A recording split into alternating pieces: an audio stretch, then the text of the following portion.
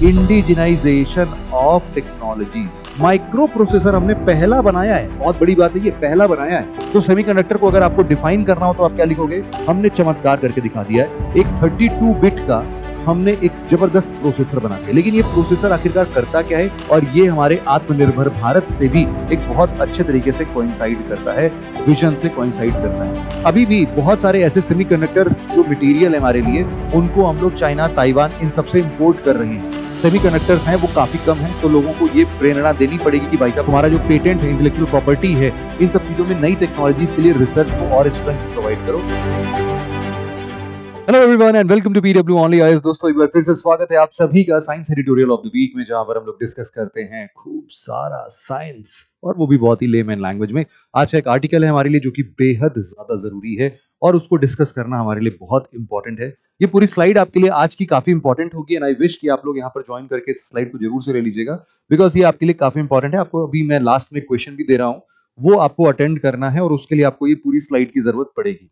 तो यहां से आप इसको डाउनलोड कर सकते हो। जो आज का हमारा टॉपिक, जैसा आपने अभी तक ऑलरेडी यहां पर देख लिया होगा, वो है हमारे लिए प्यारा, जो एक हमारे लिए सेमीकंडक्टर मिशन है और उसके कुछ रीसेंट डेवलपमेंट हैं।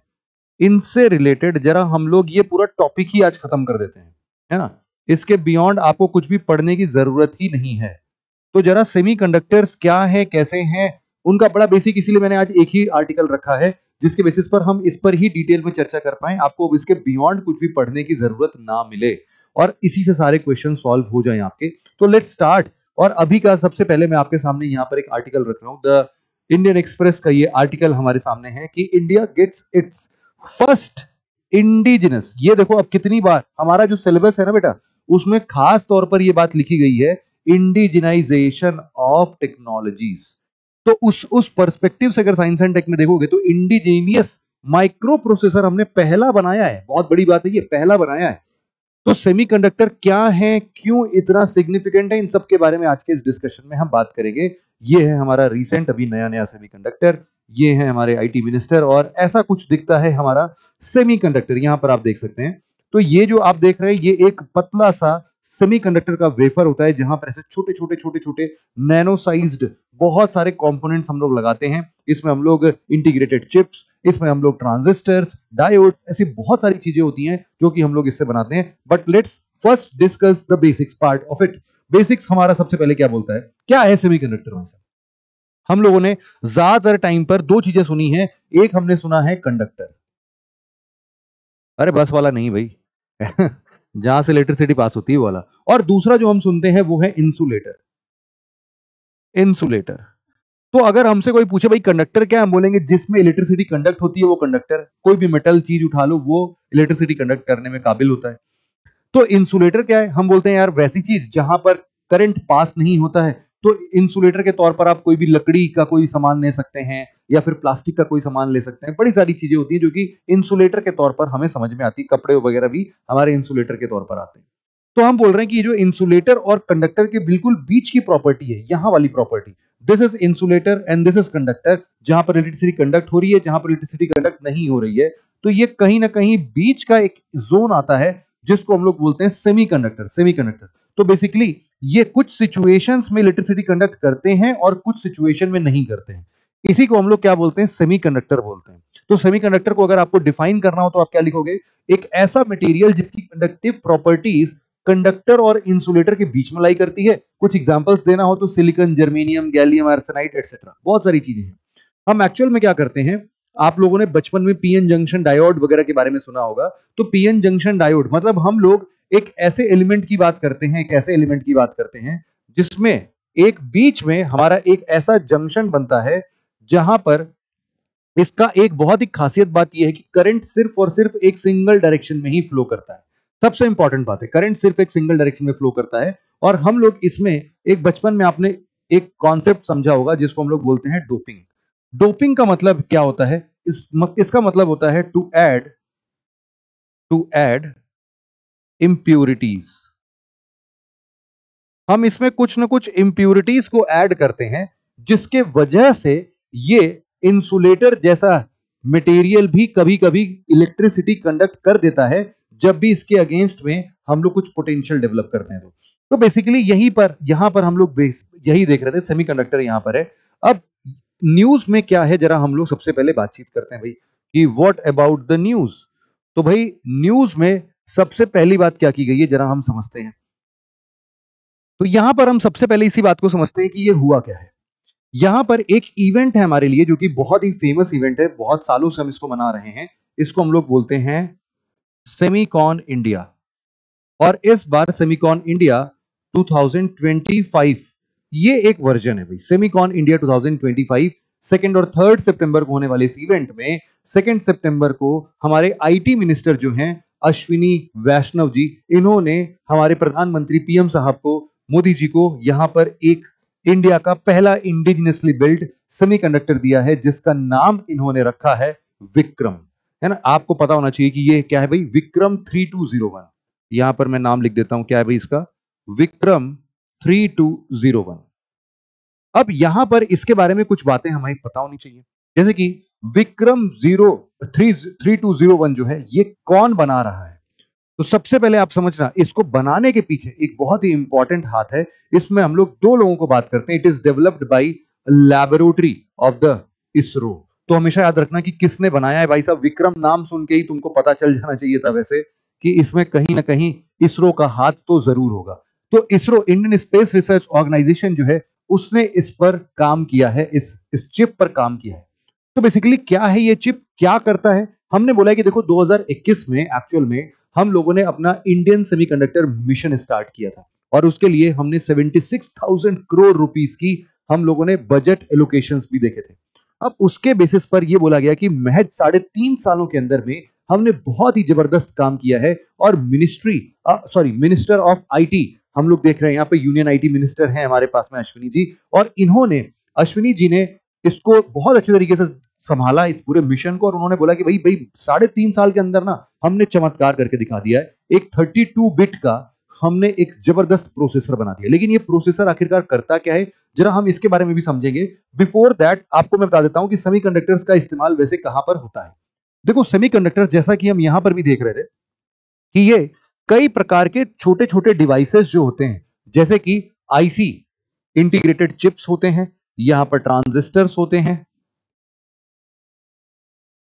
और सबसे पहले तुम समझो कि ट्रांजिस्टर्स क्या होते हैं। ट्रांजिस्टर्स जो होते हैं, they are actually a gateway.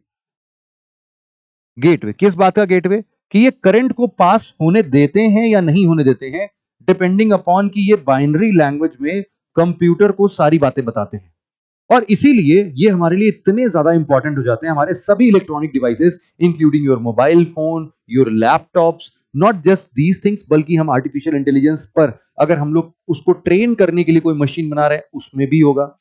Similarly अगर हम लोग कोई रॉकेट लॉन्च कर रहे हैं उसमें भी होगा।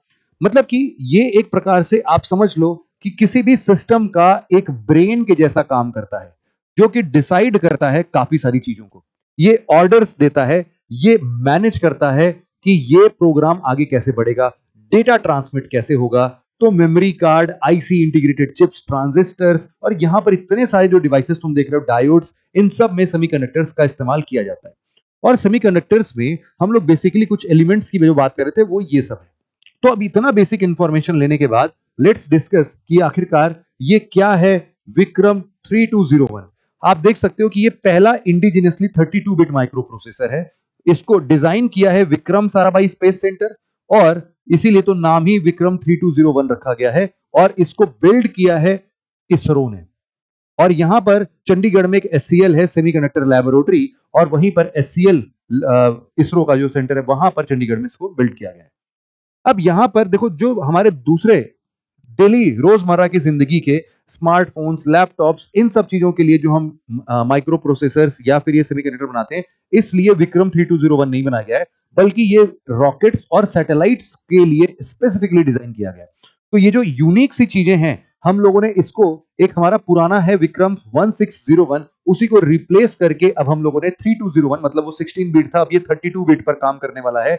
और इसीलिए हम लोग वैसे तो 2009 में इलेक्ट्रिक व्हीकल्स वगैरह में भी इनका इस्तेमाल कर रहे थे, तो इसका इस्तेमाल कर रहे थे, बट ये बेसिकली रॉकेट्स और सैटेलाइट्स के लिए ही बना है।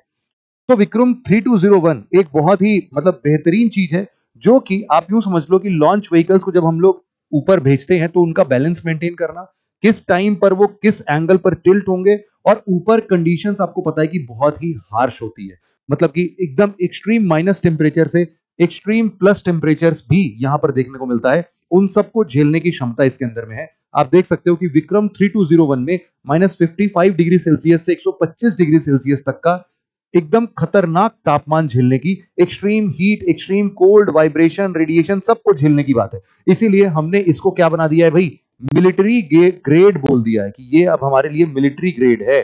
तो हम इसको मिसाइल्स मिसाइल्स और बाकी के स्पेस मिशंस में हम इसको काम में लेके आएंगे। और यहां पर हम बोल सकते हैं कि इसके पास में एक इतना सब्सटेंशियल मेमोरी हैंडल करने की क्षमता है, जो कि हमारे स्पेस व्हीकल्स के जैसे लॉन्च व्हीकल्स हैं, सैटेलाइट्स हैं, उनके कॉम्प्लेक्स से कॉम्प्लेक्स इंस्ट्रक्शंस को बहुत इजीली समझ सकता है और उसी हिसाब से ये काम भी कर सकता है। तो इसीलिए ये इतना खास है हमारे लिए। हम बात तभी थोड़ी देर पहले कर रहे थे सेमिकॉन इंडिया 2025 की, जिस इवेंट में ये सारा काम हुआ है। ये बेसिकली हमारे लिए जॉइंटली ऑर्गेनाइज किया जाता है एक इंडियन सेमीकंडक्टर मिशन ISM, जो कि ministry of electronics and IT है ही अपने पास में। और इसके अलावा हम लोग बोलते हैं सेमी। ये जो सेमी है ना, ये basically global semiconductor industry association है, जहां पर एक हम बोलते हैं इंडिया का सेमीकंडक्टर कंज्यूमर अपने अपने मैन्युफैक्चरिंग हब के साथ हम लोग को एक नई उड़ान देता है भाई साहब, कि अब हमारे इंडिया में खुद का बनाया हुआ सेमीकंडक्टर्स भी हम लोग देखने वाले हैं। तो इन दोनों को, सेमी और ISM दोनों ने मिलकर बनाया है। इस बार की थीम जो थी वो थी building the next semiconductor power house. India को अब हमें एक ग्लोबल पावर हाउस के जैसे हमें आगे उभरना है, और ये हमारे आत्मनिर्भर भारत से भी एक बहुत अच्छे तरीके से कोइंसाइड करता है, विजन से कोइंसाइड करता है। यहां पर अब हम लोग समझते हैं कि देखो इंडिया में बहुत तगड़ा मार्केट है। तुम अगर यहां पर ध्यान दे रहे हो तो 2023 में इंडिया के पास में $38 बिलियन की सेमीकंडक्टर मार्केट थी, अब जो कि बढ़ के 24-25 में 45 से 50 बिलियन डॉलर ऑलरेडी हो चुकी है। मतलब अगर तुम यहां पर CAGR देखो, मतलब कि कंपाउंड एनुअल ग्रोथ रेट देखोगे, तो वो 13% है। और इसी तरीके से प्रोजेक्शन जो देख रहा है 2030 तक का, 2030 तक का, हम बहुत आराम से $100 बिलियन की हम लोग सेमीकंडक्टर इकोनॉमी बना सकते हैं। तो इसीलिए हमारे लिए बड़ा जरूरी है।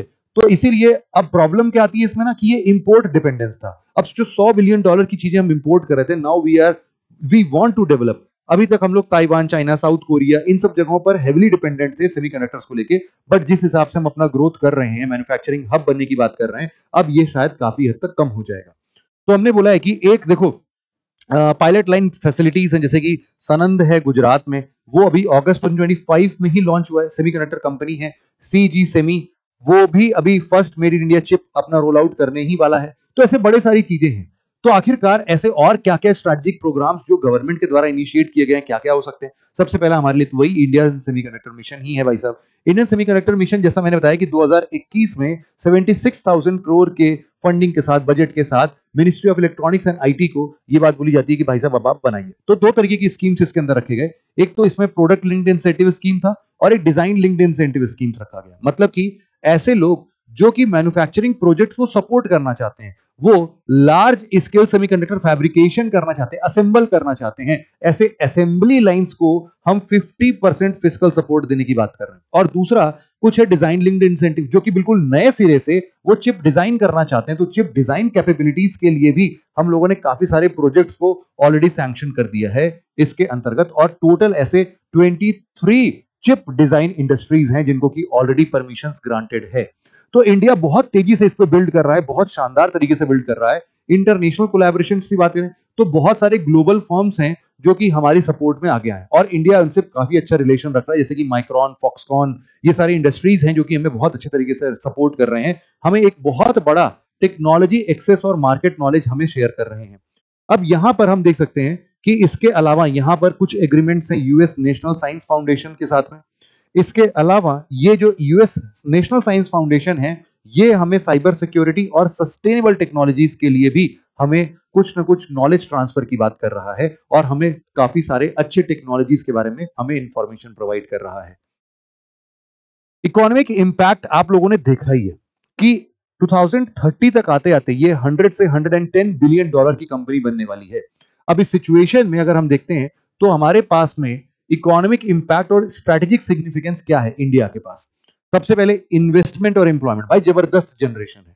एम्प्लॉयमेंट तो बहुत ही खतरनाक है। हम बोल रहे हैं कि 2030 तक कम से कम नहीं तो ये 1 मिलियन स्किल्ड जॉब्स बना सकता है। अब तुम खुद ही सोच सकते हो कि जो हम बार बार बोल रहे हैं कि भाई हमारा यूथ जो है वो नॉन स्किल्ड है, तो उसको छोटे छोटे स्किल्स प्रोवाइड करने के साथ साथ हम लोग इस इंडस्ट्री में उसको पार्टिसिपेट करा सकते हैं।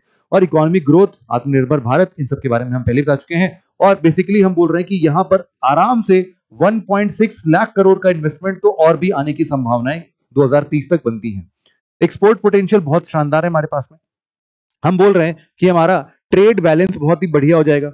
हमारे जितने भी टेलीकम्युनिकेशन कंपनीज हैं, उसमें ऑटोमेटिव कंपनीज हो या फिर डिफेंस कंपनीज हो, सबको फायदा मिलने वाला है इन सभी चीजों से। और इंडिया का जो पोजीशन है ना, वो आप समझ सकते हो कि ट्रस्टेड पार्टनर के तौर पर है, मतलब उसकी इमेज खराब नहीं है। इसीलिए हम बोल रहे हैं कि आराम से सप्लाई चेन सिक्योरिटी और इन सब के सब उसको फायदा मिलता हुआ रहेगा, मतलब ये सबका कोई बाधा नहीं आएगा। अब इनोवेशन और R&D की जब तक बात आती है, तो जिस हिसाब से विक्रम का 32 बिट प्रोसेसर हमने डेमोन्स्ट्रेट किया है महज 350 साल में, तो अब इसके लिए आप आराम से बोल सकते हैं कि जो मोहाली चंडीगढ़ वाला है, वहां पर तो बहुत ही बढ़िया इंडिजिनस मैन्युफैक्चरिंग हम लोगों ने स्टार्ट कर दी। तो इसके बेसिस पर हमारा रिसर्च एंड डेवलपमेंट भी बहुत तगड़ा काम कर रहा है। फिर एकेडमिक एंड इंडस्ट्री पार्टनरशिप, हम लोग देख रहे हैं कि बड़े सारे इंस्टीट्यूशन जैसे IIT मद्रास, IIC बैंगलोर, ये सब अपने कुछ कुछ इंडस्ट्रीज के साथ कोलैबोरेट करके अपने करिकुलम्स में ऑलरेडी इंप्लीमेंट्स इस प्रकार से कर रहे हैं कि हमारा जो फ्यूचर डेवलपमेंट होगा इन सब चीजों के लिए, यहां पर आपको बहुत अच्छा वर्कफोर्स मिलेगा और एकेडमिया और इंडस्ट्रियल पार्टिसिपेशन भी दोनों को साथ में देखने को मिलेगा। फिर हम लोग इमर्जिंग टेक्नोलॉजीज पर ऑलरेडी फोकस कर रहे हैं। तुमको पता है आर्टिफिशियल इंटेलिजेंस की बात हो, या फिर जैसे कि फर्स्ट कॉमर्शियल SIC लैब, ये SIC fab, silicon silicon carbide fab जो है, फैब बोले तो यहां पर आप बोल सकते हो कि कुछ ऐसा एक फैसिलिटेटर के तौर पर ये काम करते हैं, फैब्रिकेशन के तौर पर ये काम करते हैं, जहां पर हम लोग काफी बड़े मात्रा में हम लोग क्या करते हैं, चीजों को डेवलप करते हैं। इनको हम लोग बेसिकली वैसे फाउंड्रीज का नाम देते हैं, फाउंड्रीज। तो फाउंड्रीज बोलते हैं हम इनको, तो हम बड़े लेवल पर फाउंड्रीज बनाने की बात कर रहे हैं। तो ये स्ट्रेटेजिक पोजीशनिंग तो भाई अपनी खतरनाक बनाएगा ही सिलिकॉन सिलिकॉन मार्केट में। तो इंडस्ट्रियल चैलेंजेस और क्या क्या हैं, जरा इनके बारे में भी डिस्कस कर लेते हैं। भाई अच्छी अच्छी बातें तो हमने बड़ी कर ली, तो प्रॉब्लम्स क्या क्या है फिलहाल के लिए। कैपिटल रिक्वायरमेंट और इन्वेस्टमेंट, हम बोल रहे हैं कि 1.6 लाख करोड़ भी अगर आ जा रहा है, इनके अलावा 76,000 करोड़ बजट एलोकेशंस में भी है, फिर भी हम बोल रहे हैं कि अभी नहीं खप पाएगा, क्योंकि अभी हमारी जो टारगेट है वो लगभग लगभग $10 बिलियन की है, और $10 बिलियन अभी भी हम अचीव नहीं कर पाए हैं। तो सेमीकंडक्टर प्रोडक्शन के लिए इंडिया में 50 से 30% और कॉस्ट कॉम्पिटिटिव, मतलब हम वैसे ही देखो कॉस्ट कॉम्पिटिटिव तो पहले से ही है, तो इसके लिए ना कभी भी किसी भी प्रकार का प्रॉब्लम तो हमें वैसे भी नहीं होने वाला है। अब यहाँ पर 15 से 30% हम ज्यादा कॉम्पिटिटिव अगर हो जा रहे हैं, तो हमारा वैसे ही फायदा, विन विन सिचुएशन तो है, लेकिन उसके लिए हमें फंडिंग बहुत जबरदस्त चाहिए, जो कि हम फुलफिल नहीं कर पा रहे हैं। दूसरा जो चैलेंज है वो वर्क फोर्स डेवलपमेंट है। बात तो अभी हमने की है कि बहुत सारे हम लोग इनिशिएटिव से स्टार्ट कर रहे हैं, लेकिन फिर भी जैसे अब तुम सोचो कि हम बोल रहे हैं कि इंडिया स्किल्ड वर्कफोर्स लैक करता है, इसमें कोई बड़ी बात नहीं है। ये कहना, ये सुनना, ये कोई बड़ी बात नहीं है। हम बोल रहे हैं फिलहाल अभी के लिए हम लोग 85,000 ऐसे इंजीनियर्स हैं जिनको कि हम ट्रेन कर रहे हैं। VLSI की बात हम लोग कर सकते हैं, very large scale integrated chips की बात हो रही है यहाँ पर। और ये एम्बेडेड सिस्टम है ना, ऑटोमेटिक सिस्टम्स हैं, और यहाँ पर चिप्स टू स्टार्टअप प्रोग्राम के अंतर्गत हम ये सारा का सारा काम करने की बात कर रहे हैं। फिर कंट्री जो है वो अपनी देश जो है वो 20% of the world chip design engineers को अपने साथ लेके चलना चाहता है। तो इसीलिए बहुत सारे R&D सेंटर्स धीरे धीरे करके हम डेवलप करने की बात करेंगे। सप्लाई चेन लोकलाइजेशन, अब इसमें क्या होगा, जैसे इंडियन सेमीकंडक्टर मिशन 2.0 बेसिकली किस पर फोकस करता है, वो कंपोनेंट मैन्युफैक्चरर और रॉ मटेरियल सप्लायर पर फोकस करता है। क्यों? क्योंकि रॉ मटेरियल आज भी हम लोगों के लिए काफी बाधा बनता है, बहुत बड़ा चैलेंज है हमारे लिए, क्योंकि हम लोग अभी भी बहुत सारे ऐसे सेमीकंडक्टर जो मटेरियल है हमारे लिए, उनको हम लोग चाइना, ताइवान, इन सबसे इंपोर्ट कर रहे हैं। तो यहां पर अब इसके लिए क्या किया जाए, इसके लिए एक बहुत ही बढ़िया सॉल्यूशन है बेटा, नेशनल क्रिटिकल मिनरल मिशन। अब इसके अलावा भी हम लोग डीप सी एक्सप्लोरेशन मिशन भी कर रहे हैं, और ये भी है, दोनों को अगर कंबाइन कर दोगे तो हम लोग बहुत ही जल्द एक रिच रिसोर्स हमारे पास में आने वाला है, जिसके बेसिस पर हम अपने डोमेस्टिक सोर्सेस को भी सिक्योर करके इन इंडस्ट्रीज को एक नेक्स्ट लेवल ग्रोथ दे सकते हैं। जैसे फ्यूचर रोड मैप क्या होना चाहिए इसका, ये भी थोड़ा सा हम समझते हैं। अब एक्सपैंडेड स्कोप है अपने पास ISM 2.0 के हिसाब से, हम बोल रहे हैं कि इंडिया का जो ये सेमीकंडक्टर मिशन है वो दिन पर दिन देखो बढ़ तो रहा ही है, लेकिन हमें अपने सप्लाई चेन डिपेंडेंसीज को बस क्या करना पड़ेगा, इस पर कम करना पड़ेगा। भाई डिपेंडेंट रहोगे अगर तो तुम लॉन्ग टर्म सस्टेनेबिलिटी की तरफ आगे बढ़ ही नहीं पाओगे, इसीलिए इसको थोड़ा देखना है। ग्लोबल मार्केट पोजिशनिंग की बात कर सकते हो तुम कि अपने आप को भाई साहब तुम अप्रोच करवाओ कि 2030 तक ग्लोबल मार्केट तो $1 ट्रिलियन की बन रही है, तुम्हारा तो 110 बिलियन ही तो है। तो थोड़ा सा तुम और इसको मेड इन इंडिया चिप्स को थोड़ा और अच्छे से प्रमोट कर सकते हो। अब कॉस्ट एडवांटेज हमारे पास रहेगा ही, क्योंकि वर्कफोर्स जो है हमारा चीप तो होता है, देखो चीप लेबर फोर्स हमारे पास में, इसमें कोई शक नहीं है। टैलेंट अवेलेबिलिटी धीरे धीरे ट्रेन करेंगे हम लोग उस स्कीम्स के अंतर्गत, तो काफी सारा हो जाएगा। गवर्नमेंट सपोर्ट वगैरह मिले तो काम अच्छे से हो जाएगा।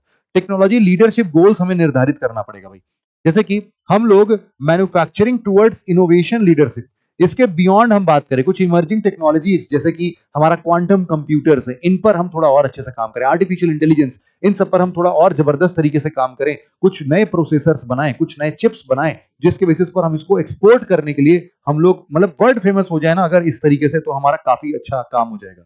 इसके लिए तुम क्या कर सकते हो यार, तुम ना अच्छी अच्छी कंपनीज पकड़ो, वर्ल्ड लेवल की कंपनीज पकड़ो, टेक जायंट्स को पकड़ो और उन टेक जायंट्स के साथ में तुम अलायंस करो। उन अलायंसेस से तुमको काफी सारे टेक ट्रांसफर्स मिलेंगे और तुम्हारा ग्रोथ या फिर तुम्हारा जो एक्सपोजर है इंडिया जैसे कंट्रीज का वो काफी शानदार हो जाएगा।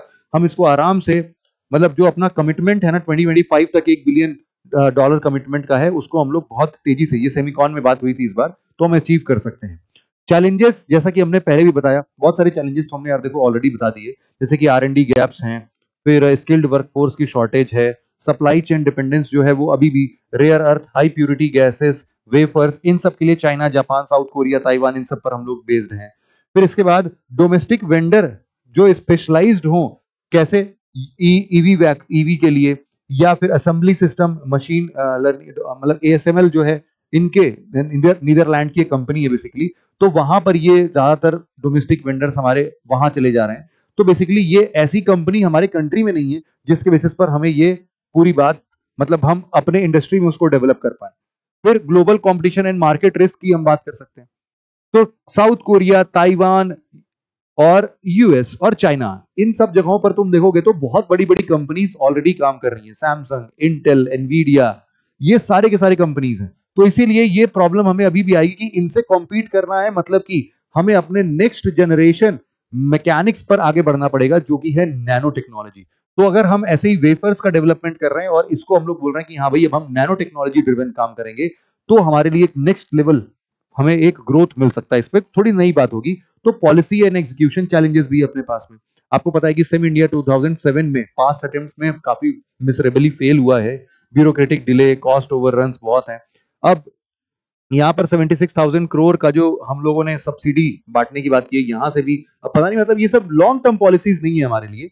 इन्वायरमेंट और रिसोर्स कंसर्न्स भी देखो तुम्हारे सामने रहेंगे ही, जैसे कि सेमीकंडक्टर फैब्स आर वाटर गजलर्स, मतलब कि ये ना हर दिन कम से कम मिलियंस ऑफ लीटर्स ऑफ पानी की जरूरत करते हैं।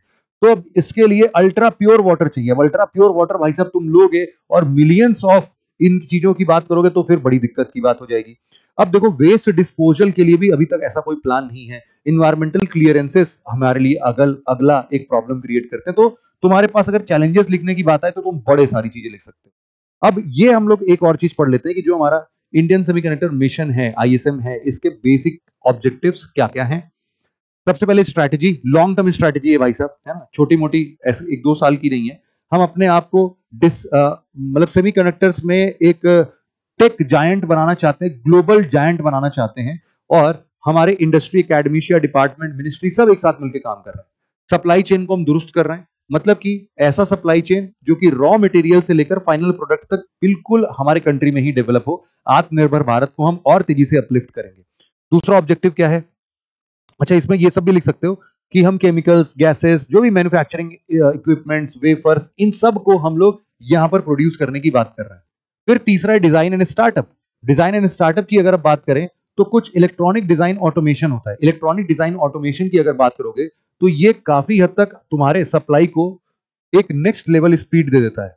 तो वहां से हम कुछ फाउंड्री सर्विसेज के तौर पर जो हम मैन्युफैक्चरिंग करेंगे उस पर हम लोग थोड़ा सा और डिजाइन और स्टार्टअप की जरूरत है। और आए वैसे तो 23 इंडस्ट्रीज हैं ऑलरेडी, बट हमारे पास में और आ जाए तो बढ़िया होगा।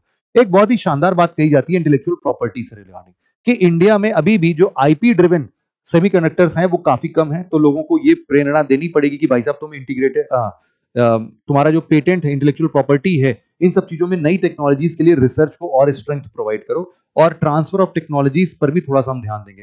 फिर पार्टनरशिप, वही ट्रांसफर ऑफ टेक्नोलॉजीज, या फिर तुम रिसर्च, कॉमर्शलाइजेशन और स्किल डेवलपमेंट के लिए बहुत सारे बड़े बड़े इंडस्ट्रीज के साथ में मिल के काम करो, ये भी वन ऑफ द ऑब्जेक्टिव्स है।